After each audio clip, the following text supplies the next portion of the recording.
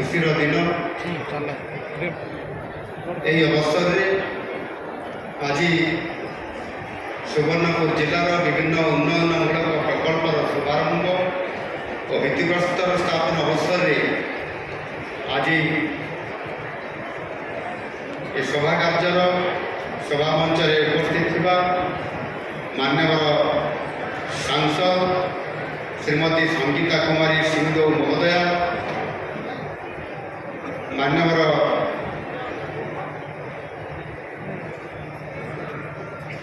विधायक गिरिमा राजपूत श्री रघुनाथ कब्दला महोदय, पूर्वतन मंत्री तथा माननीय विधायक बड़ती सहयोगी बंधु सोनपुर श्री निरंजन पुजारी महोदय, माननीय विधायक कंटाबांजी श्रीयुक्त लक्ष्मण बाग महोदय, माननीय विधायक कंटामाल श्रीयुक्त कण्ढई चरण दास महोदय, जिलापाल श्रीमती अन्या दास, सुवर्णपुर जिलार आज ये उपस्थित थिबा समस्त बुद्धिजीवी गुरुजन बड़ भाई माने एवं आदर मोर समस्त प्रिय भाई और भौणी माने एटी उपस्थित थिबा गणमाध्यम मोर समस्त प्रतिनिधि वृंद समस्त मोर जुहार। आज शुभ अवसर में सुवर्णपुर आराध्य देवी माँ सुरेश्वरी, आराध्य देव बाबा सुवर्ण मेरु, श्री बलभद्र, श्री जगन्नाथ महाप्रभु और माँ सुभद्रा पाताड़ी लीला क्षेत्र पवित्र माटी को शत शत प्रणाम जनाऊँ। उपस्थित समस्त भाई भाई मानू पुणी थे आपण मानू आउ थे अनेक अनेक शुभेच्छा एवं अभिनंदन जनाऊँ। आज मत सौभाग्य प्राप्त है नुआ सरकार आसबार लोकंर सरकार लोकंर कथा लोकंर व्यथा लोकंर समस्या को निरंतर भाव शुणा एवं तार समाधान करने समाधान सूत्र बाहर कर कार्यक्रम को सफल रूप करवा ये सरकार निरंतर भाव में आपण काम कर अवसर में आज मत आपण सहित मिसवाई सुजोग मिलला। आम सरकार गोटे वर्ष पूरी ना आहरी बाकी अच्छी 5 दिन आउ 5 दिन बाकी अच्छी से अवसर में आज मु निश्चित कले आपण सहित मिसबी एवं आपण सहित सुख दुखर साथी हेबी।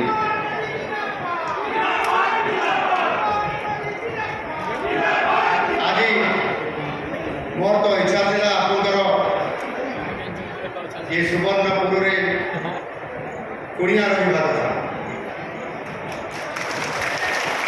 महानदी एवं तेल नदी ये जो संगम एवं ये पवित्र सुवर्णपुर ये पाताड़ी श्रीक्षेत्र आज निश्चित भाव ये पवित्र स्थान में निश्चित भाव में महाप्रभु जगन्नाथर अस्तित्व एवं आशीर्वाद आम समस्त ओडिशार राजनीति और सांस्कृतिक मानचित्र सुवर्णपुर अंचल पुरातन काल एक स्वतंत्र स्थान अधिकार कर। सुवर्णपुर केवल एक जिला नुहे, यह प्राचीन ऐतिह्य धार्मिक भावना आध्यात्मिक चिंताधारा और लोक संस्कृतिर गौरवमय प्रतीक। लोककथा अनुसार सुवर्णपुर कोट समलाई पहाड़ को महाप्रभु श्री जगन्नाथ गुप्त लीला क्षेत्र व पाताड़ी श्रीक्षेत्र रूपे कहुए। यही जिला के संत कवि भीमभैर शिक्षा दीक्षा तथा साधना क्षेत्र जो द्वारा रचित महामंत्र प्राणी को आरत दुख अपमृत देखु देखु केवा सबू मो जीवन पछे नरके पड़ी था जगत उद्धार हो गुंजरित होता ये पवित्र माटी ସେବେଠାରୁ ଏହି ମନ୍ତ୍ର ମାନବିକତାର ଶ୍ରେଷ୍ଠ ନିବର୍ତ୍ତନ ସମୟ ସମୟ ଯୁଗେ ଯୁଗେ ଆଜି ପର୍ଯ୍ୟନ୍ତ ରହିଛି। ସନ୍ଥ କବି ଭୀମ ଭାଇଙ୍କ ସମାଧିପୀଠ ରହିଛି ଏହି ଜିଲ୍ଲାର ଖଲିଆପାଲି ଗ୍ରାମରେ। ଭୀମ ଭାଇ ଥିଲେ ଓଡ଼ିଶାର ଏକ ସାମାନ୍ୟ ପ୍ରତିଭା। ଏବେ ତାଙ୍କ ନାମ ଏବଂ ତାଙ୍କ ଉଦ୍ଧୃତ ବାଣୀ ଭାରତର ସଂସଦ ମିଳିତ ଜାତିସଂଘରେ ମଧ୍ୟ ପ୍ରତିଧ୍ୱନିତ ହେଉଛି। ସାହିତ୍ୟ ଇତିହାସ କଳା କ୍ଷେତ୍ରରେ ମଧ୍ୟ ଏ ମାଟି ନିଜର ଗାରିମା ପଖାଳିଛି ସାରା ରାଜ୍ୟରେ।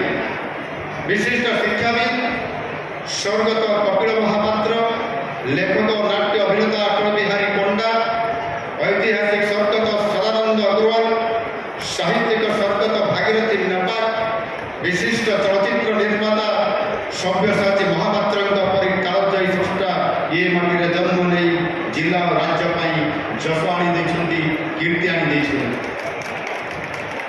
ଏହି ଜିଲ୍ଲା ଆଧ୍ୟାତ୍ମିକ ପର୍ଯ୍ୟଟନ ଦୃଷ୍ଟିକୋଣରୁ ଓଡ଼ିଶାରେ ଗୁରୁତ୍ୱପୂର୍ଣ୍ଣ ସ୍ଥାନ ଅଧିକାର କରିଛି।